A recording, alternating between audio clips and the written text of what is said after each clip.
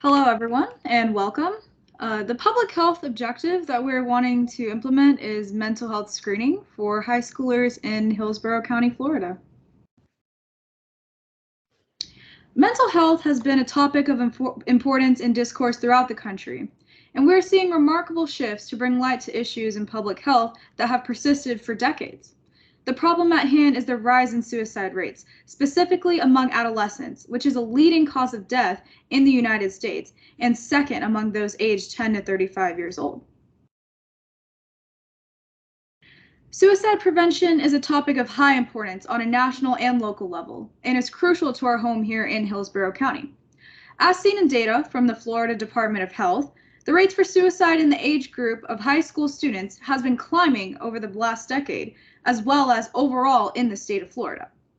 As you can see in the graph, the high point shows a rate of 10.7, and for 2020, the total was 8.1 individuals per 100,000 in the population. Due to the climbing over time, we must introduce public health interventions in schools targeted to these age groups to prevent further increases in suicide-related deaths. The Healthy People 2030 objectives for mental health and mental disorders include the goal to reduce the suicide attempts by adolescents nationally from the current rate, which is 8.9 per 100 individuals in the population. The performance benchmark is set to 1.8 per 100 adolescents.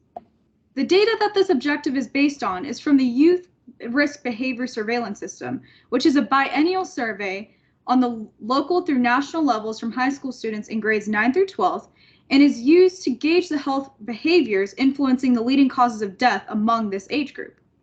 It includes 6 categories related to health risk behaviors, and the YRBSS data has been cited as reliable and valid according to the CDC and within the literature, as it is used to inform studies, for stakeholders, and for public health practitioners. The survey upholds the important pinnacles related to data collection, including protecting anonymity, providing accessible and concise language, as well as including numerous methods to analyze and stratify data. It is constantly evolving, and its limitations with growing conceptions and changes within our culture are being addressed in the newer versions of the survey. As definitions such as gender, sexual intercourse, or homelessness change, the YRBSS system adapts to these changes over time to provide an accurate representation of youth within our country.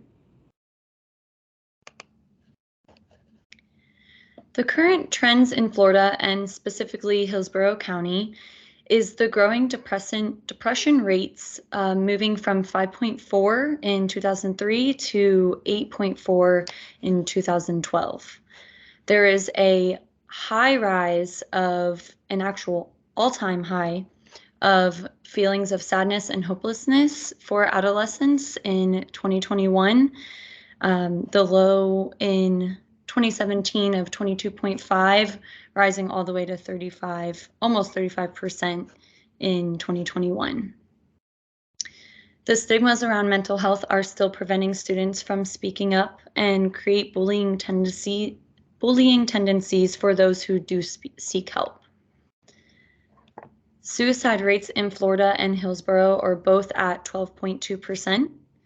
And lastly, the most diagnosed mental health disorder is ADHD and anxiety. The current progress in the community is the creation and execution of the Hillsborough Implementation Plan. This is for students in grade 9 through 12, and they will participate in a 5-hour mental health course during their required English class. This is actually designed around CDC's HECAT, which stands for the Health Education Curriculum Analysis Tool. And this is both online and face-to-face learning. There are other implementations that were put into effect in 2019. It is ACT NOW, which is the Mental Health and Suicide Prevention Strategy. There is the NOPE, which is Narcotics Overdose Prevention Education, and the Prescription Drug Safety Initiative. And I thought it was important to note the intention of this implementation plan. And so from the Florida Department of Education, they have indicated that this plan is designed to encourage student interaction with relevant topics, provide opportunities for students to define and understand emotions and behaviors, and build the confidence to make more positive, healthy choices.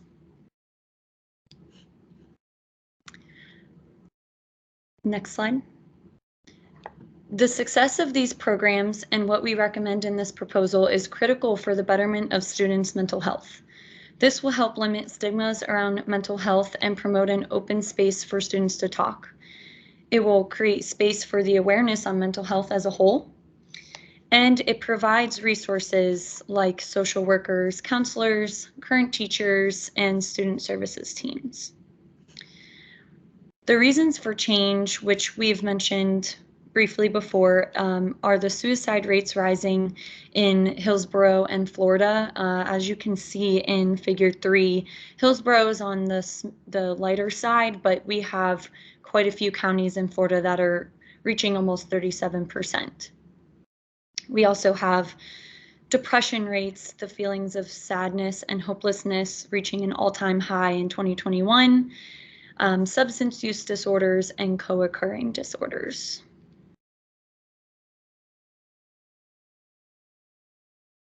Next slide.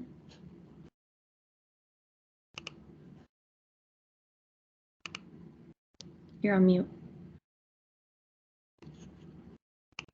There are a number of policies and programs being enacted around the United States right now. Cornerstones of Care is a company working in Kansas, Missouri, and the Kansas City area. It offers trauma-informed care to youth and their families. It deals with foster care and adoption services, and it offers education and trainings to educators to aid in creating better learning environments for their students. In Kansas City specifically, they are partnered with area schools and offer free mental health screening for students, and they offer consulting and educational services to the schools to which they are partnered with. In Paterson, New Jersey, social and emotional learning teams have been implemented among the school district. These groups are led by adults that are either educators or teachers and include students to allow them to engage and work on their social and emotional skills with their peers. These groups aim to include the parents as counterparts in the children's emotional, social, and academic education, and they're funded by the American Rescue Plan, which was created to provide relief and aid amidst the COVID-19 pandemic. The leaders are sent out by the county to the schools to educate students and teachers on social and emotional learning. Substance Abuse and Mental Health Services Administration is providing funding to schools and mental health agencies to enable partnerships between them to train staff, increase overall awareness of mental health, as well as help students to be able to connect to the services they are in need of. A school-based mental health services grant program was created in 2020 to offer additional funding to 6 states in order to allow them to increase the amount of certified and qualified mental health providers within their schools. The states included in this program are Ohio, Hawaii, Rhode Island, Nevada, Virginia, Wisconsin, and New Mexico. In total, the Department of Education allocated $10 million. The American Rescue Plan Act, as stated before, allocates $120 billion in grants to primary and secondary schools with the purpose of giving mental health services and supports to students affected by the COVID-19 pandemic. A prime example of how this money is being used is being seen in Paterson, New Jersey, through the use of their social and emotional learning teams. Next slide. To achieve our goal, we have come up with the following plan. We will be improving earlier detection of mental health disorders such as depression and anxiety among adolescents ages 10 through 19 in Hillsborough County, which will be achieved through screening, as early screening can help lead to timely recognition of learning difficulties and characteristics that might be a red flag for learning and attention. So the sooner we act, the better the outcomes. We also increase mental health education and awareness among students, faculty, and staff. Mental health awareness is an important conversation few schools have with their students. This will help break the stigma associated with mental health, as well as promote efforts for treatment to help those who are struggling. We will be developing a school culture in which teachers and students are comfortable to talk about mental health. We'll be also broadening access to school mental health supports and resources, as this has to be done beyond special education. Schools need to expand mental health care services for students, ranging from mental health promotion and behavior supports, training, assessment, early intervention, and referral for community services. We will also provide integrated mental health care through school-community collaboration, as some of the challenges in mental health care result from a disconnect between the schools and communities. This is why we need both elements to be able to create the safest environment for those students who are struggling with mental health, especially for those without parental support. As an intervention, we will be introducing mental health awareness through education and training videos and post surveys with screening questions. We'll be partnering with high school in Hillsborough County while we work with faculty to implement required modules that will teach students about the importance of mental health. Students will be then required to take a survey that will help us detect early warnings of mental health issues. We will establish a leadership team of professionals, including psychologists and social workers, by optimizing the effectiveness of mental health support staff who will be prepared to provide effective mental health prevention and intervention services to students. We'll be creating support groups for students to socialize and support one another by creating various groups with common interests to practice optimal public health skills that will stimulate social interaction among the vulnerable students. Lastly, we'll be empowering families to meet their children's mental health needs. According to the Substance Abuse and Mental Health Services Administration, there is a long established relationship between a parent and child mental health problem. Therefore, we will implement family support services that will offer hope and guidance that will help parents understand their children's needs more efficiently and provide them adequate support. The funding for the intervention plan include professionally produced training education videos. For students, we're allocating $3,000 and for teachers and counselors, $5,000. This will only be a one-time funding. Then for screening resources, we are going to allocate $1,000 per high school in Hillsborough County.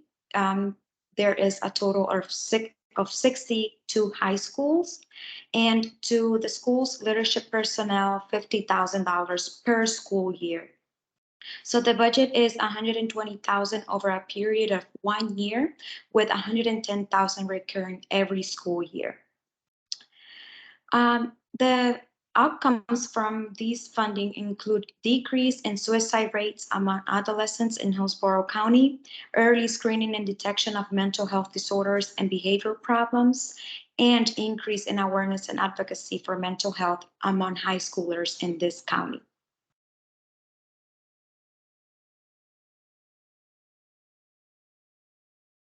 So as our closing remarks, we believe that the allocation of resources to implement mental health screening among adolescents in high schools in Hillsborough County can create a significant difference in mitigating the effects of suicide within this population.